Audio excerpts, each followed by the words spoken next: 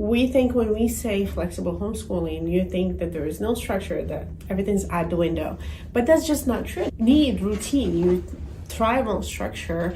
And when you look at our life from an Islamic lifestyle, from following the Sunnah, there's structure. We have the timings of Salah, and those are the best pillars that you can structure your day around. When I say flexible, doesn't mean winging it. No, it actually makes it harder. And the more you have kids, the more you have things that come at you. When you try to achieve things and you have no priorities, you have no structure, you never get to it. You feel like I'm always trying to catch up, and we don't want that.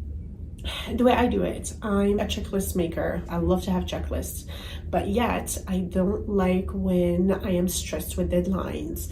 I actually get stuff done by deadlines, but it's very stressful, and it's not something that I want to do with homeschooling, because I don't want to put my stress on my child, because my child is the one who's learning. And we all know, if I'm stressed and trying to make that person get something done, they'll simply choose not to. And then my hands are tied. I can't really get anything done. It's impossible to force them to meet those deadlines. That's why I like unit studies, because it gives me that flexibility along the structure. So let's start with our days. First of all, let's start with the whole goal. Why are we doing this? Why am I homeschooling? How many kids are homeschooling? If you're homeschooling like one child, why am I homeschooling my child? I could send him to school. No, I chose to stay home. Why? I want him or her to learn at his or her pace. I don't want my child to be trying to meet these deadlines that are superficial. Or I notice that my child is not someone who thrives on excessive direction. Or you gotta do this activity, and then we're gonna move this, and then you have to do 1 page only. You cannot do 5 pages if you want to, or you can't do half a page.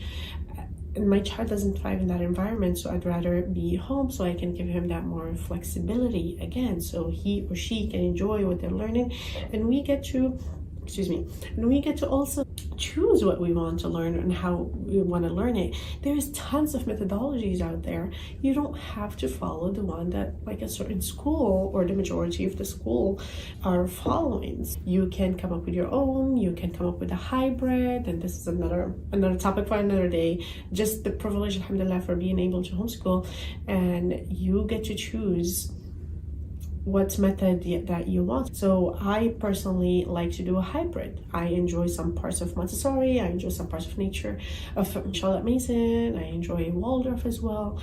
And I know my children, I know one is more artistic and like fine motor skills. I know the other one, he's really into the gross motor skills. So I take those methodologies that I learned and I try to fit them between the children. Recap. Have your goal. What's the goal? Why am I doing this? And you have to remind yourself every day, because we get caught up in everyday stuff and we forget why we're doing this, and we just continue in frustration. Why am I homeschooling? Why did I choose to do this for this phase? I'm not even telling you to look ahead like 10 years. You want to do that? That's good. That's a different, like you're setting a vision. But let me just say, I decided to homeschool for the next 3 months, for the next 6 months, for this year, this phase. What are my goals? The next thing is decide how your structure is going to look like. How many homeschooling days you're going to have. And when I say homeschooling days, meaning the days that you're going to be home doing that certain activity. You could be part of co-ops, you could be part of other groups, you could have tutoring, some classes. Depends what works for each family.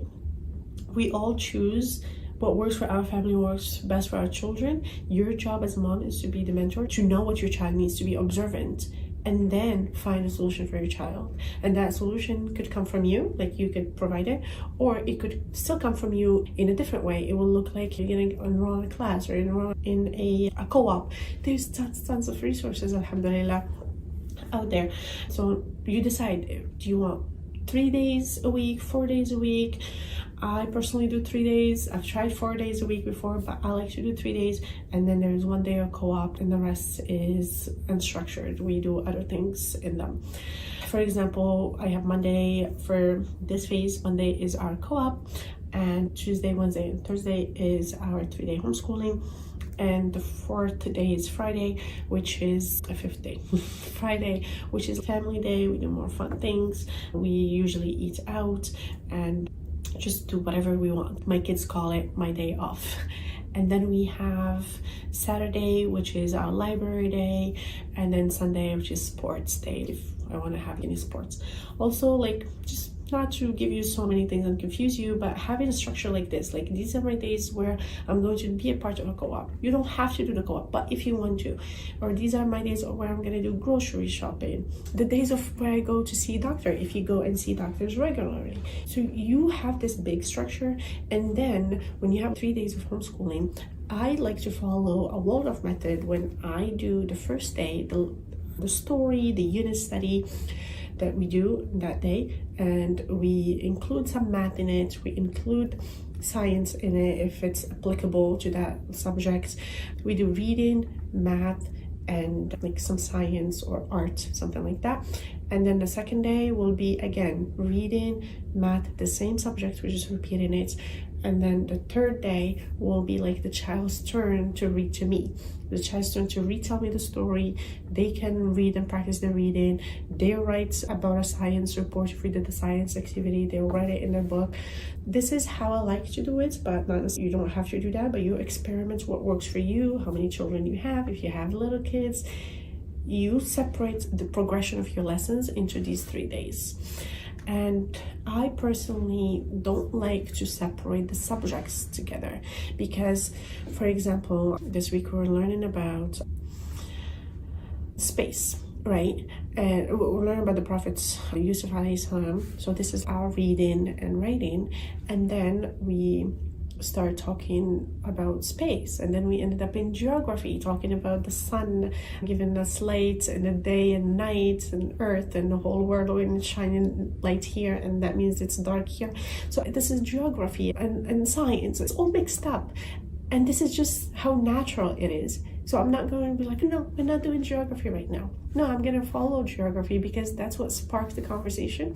And I'm a very big fan of taking those learning opportunities and taking advantage of them because kids enjoy them more and they like them.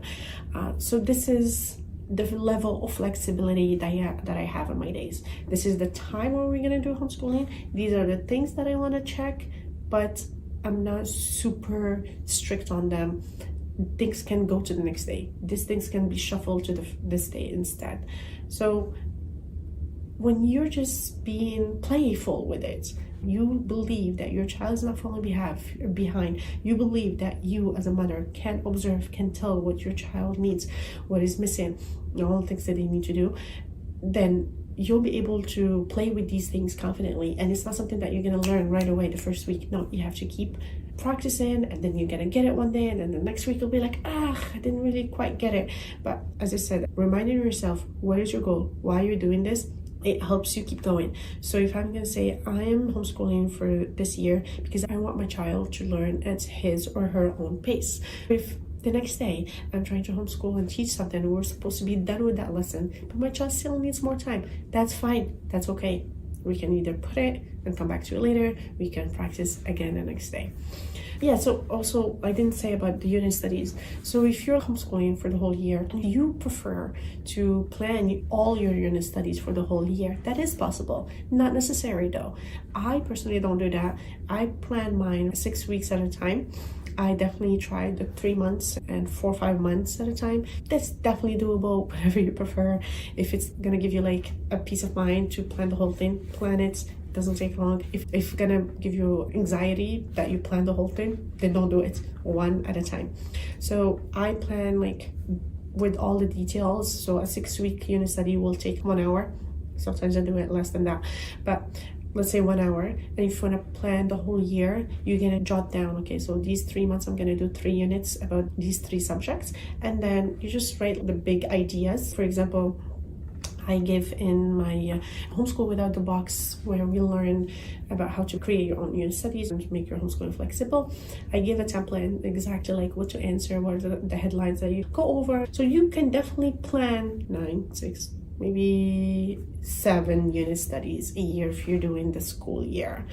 The most important thing is to be flexible, because some unit studies may take you 3 weeks because you guys are not really enjoying it and you tried and they don't like it. I'm like, it's fine, because the goal is not to finish everything that you plan to the Z. No, the goal is to teach your children. The goal is for your children to be engaged, and they learn the lessons of reading, of number sense, of writing, of retelling stories, and understanding cause and consequence. I have a massive document of the things that I keep track of that a child needs to learn. I call them the common learning skills based. So these are the goals. The goals is not to finish something at a certain deadline, because that just puts a lot of pressure, and kids get sick, and you get sick, and family visit. What are you gonna do? Fall behind? No, you're not gonna fall behind. You're just gonna keep going.